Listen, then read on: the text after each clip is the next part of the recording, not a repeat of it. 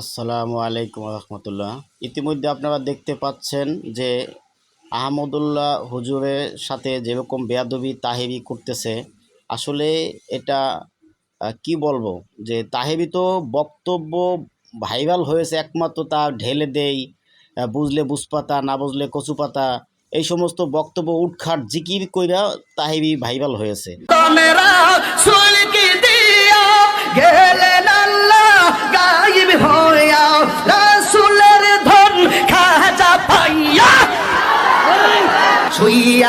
আছে আজ মেরে কেউ ফিরে না খালি হাতে খাজা তোমার।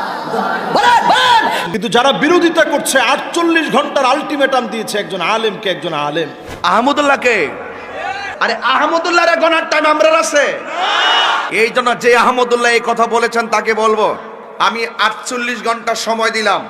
যে আলটিমেটাম দিছে, আমি আসলে বাস্তবিক পক্ষে তাকে কোনো আলেম মনে করি না। সে ভাইরাল হয়েছে কি দিয়ে? ঢেলে দিই। পরিবেশটা সুন্দর না? আপনারা খাবেন? ঢেলে দেই, ঢেলে দেই। সে ভাইরাল হয়েছে কি দিয়ে? বুঝলে বুঝপাতা না বুঝলে তেজপাতা। বুঝলে বুঝপাতা না বুঝলে। এখন আর চা খাই না, কফি খাই।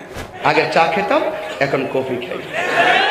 উদ্ভট কিছু জিকির করে যেগুলো জিকিরের সংজ্ঞায় পড়ে না।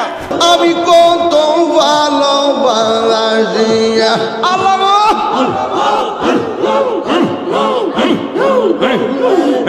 আল্লাহর সঙ্গে সরাসরি বেয়াদবি। আল্লাহর